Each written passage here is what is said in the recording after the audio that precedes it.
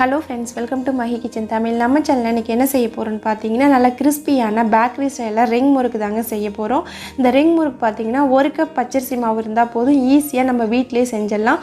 வாங்க இது எப்படி செய்யலாம்னு வீடியோக்குள்ள போய் பார்க்கலாம்.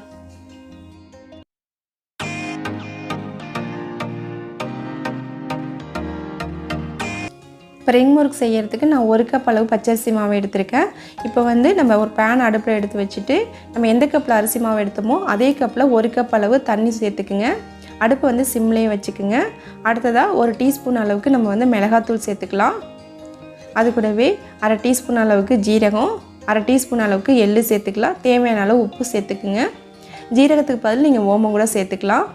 இது வந்து ரொம்ப கொதிக்கணும்னு இல்ல, லைட்டா சூடு ஏறினா போதும். இப்போ பாத்தீங்கன்னா தண்ணி லைட்டா சூடாயிடுச்சு. இந்த ஸ்டேஜ்ல ஒரு 2 டேபிள்ஸ்பூன் அளவுக்கு நம்ம உளுந்து மாவு சேர்த்துக்கலாம். சேர்த்துட்டு லைட்டா அப்படியே மிக்ஸ் பண்ணி விடுங்க. மிக்ஸ் பண்ணும்போது பாத்தீங்கன்னா அங்கங்க கட்டி இருக்க மாதிரி தான் இருக்கும். நம்ம மாவு வந்து பிசைஞ்சிட்டு தான் செய்ய போறோம். அது ஒன்றும் பிரச்சனை இல்லை. அதுக்கு அடுத்து பாத்தீங்கன்னா நம்ம அரிசி மாவு சேர்த்துலாம். அரிசி மாவு சேர்த்துட்டு தண்ணி கூட நல்லா மிக்ஸ் பண்ணி விடுங்க. அடுப்பு வந்து சிம்லயே வச்சுக்கோங்க. இப்போ வந்து நல்லா நம்ம மிக்ஸ் ஆயிடுச்சு. நம்ம அடுப்பை ஆஃப் பண்ணிட்டு 1 டீஸ்பூன் போல நம்ம நெய் சேர்த்துக்கலாம். நெய்க்கு பதில் நீங்கள் எண்ணெய் கூட சேர்த்துக்கலாம். அது உங்களுக்கு ஆப்ஷனல் தான். இப்போ வந்து நம்ம ஒரு மூடி போட்டு மூடி வச்சிடலாம். சூடு ஆறுனதுக்கப்புறம் நம்ம வந்து நல்லா கை வச்சு பிசைஞ்சிக்கலாம். மாவு வந்து ரொம்ப சூடாகணும்னு இல்லை, வெது வெதுப்பாக இருக்கும்போதே வேறு ஒரு பாத்திரத்தில் மாற்றிட்டு நம்ம நல்லா பிசைஞ்சிக்கலாம். பார்க்கும்போது உதிரியாக இருக்க மாதிரி தான் இருக்கும். நீங்கள் கை வச்சு பிசைஞ்சிங்க அப்படின்னா வந்து நல்லா சாஃப்டாக இருக்கும் உங்களுக்கு. இதில் நீங்கள் தண்ணியோ நெய்யோ எதுவுமே சேர்க்க வேண்டியதில்லை. கை வச்சு நல்லா பிசைஞ்சிக்குங்க. நம்ம சப்பாத்திக்கெலாம் எப்படி பிசைவோமோ அந்த மாதிரி நல்லா அழுத்தம் கொடுத்து நல்லா பிசைஞ்சு எடுத்துக்குங்க.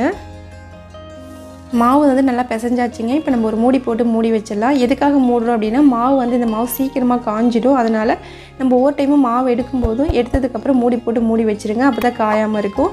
அதுலேருந்து கொஞ்சமாக மாவு எடுத்து இந்த மாதிரி ரோல் பண்ணி எடுத்துக்கோங்க. ரோல் பண்ணும்போது ஒரே ஈவனாக எல்லாமே ஒரே மாதிரி இருக்க மாதிரி ரோல் பண்ணிக்கோங்க.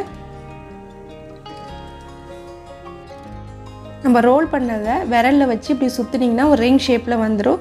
இப்படி கட் பண்ணிவிட்டு நம்ம ரெண்டுத்தையும் ஜாயின் பண்ணிடலாம். அவ்வளோதான், பிரியாது. பேலன்ஸ் இருக்க எல்லா மாவையும் இந்த மாதிரி ரெடி பண்ணி வச்சுக்கலாம். நம்ம ஆல்ரெடி ரெடி பண்ணி வச்சாச்சு. இப்போ பார்த்திங்கன்னா எண்ணெய் நல்லா சூடாகிடுச்சு. நம்ம பொரிக்க ஆரம்பிச்சிடலாம். போடும்போது கையில் எடுத்து இப்படி போட்டிங்கனாவே ஒன்றோடு ஒன்று ஒட்டுற மாதிரி இருக்கும். ஆனால் நம்ம எண்ணெயில் போட்டதுக்கப்புறம் ஒரு 2 நிமிஷம் கழித்து பார்த்திங்கன்னா எல்லாம் பிரிஞ்சு வர ஆரம்பிச்சிடும். போட்ட ஸ்பீடுக்கு வந்து நீங்கள் வந்து கரண்டி வச்சு நீங்கள் கிளறினீங்க அப்படின்னா உடையும். அதனால் ஒரு 2 நிமிஷம் கழித்து இப்படி மிக்ஸ் பண்ணிங்க அப்படின்னா ஒன்றோடு ஒன்று ஒட்டாமல் தனித்தனியாக வர ஆரம்பிச்சிடும். இப்போ பாருங்கள், நம்ம போடும்போது ஒன்றோட ஒன்று ஒட்டிகிட்டு இருந்துச்சு.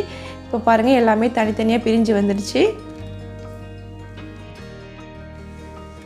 அதே போல் முறுக்கு வந்து பார்த்திங்கன்னா நல்லா வேக வைக்கணும். கொஞ்சம் நீங்கள் வேக வைக்காமல் எடுத்துட்டிங்க அப்படின்னாவே வதவதன்னு இருக்க மாதிரி இருக்கும். நல்ல கிறிஸ்பி ஆகட்டும். அதனால் எண்ணெயில் உள்ள சடசடப்புலாம் அடங்கினதுக்கப்புறம் நல்லா வந்து ஒரு கோல்டன் கலரில் வந்ததுக்கப்புறம் எடுத்திங்கன்னா கரெக்டாக இருக்கும்.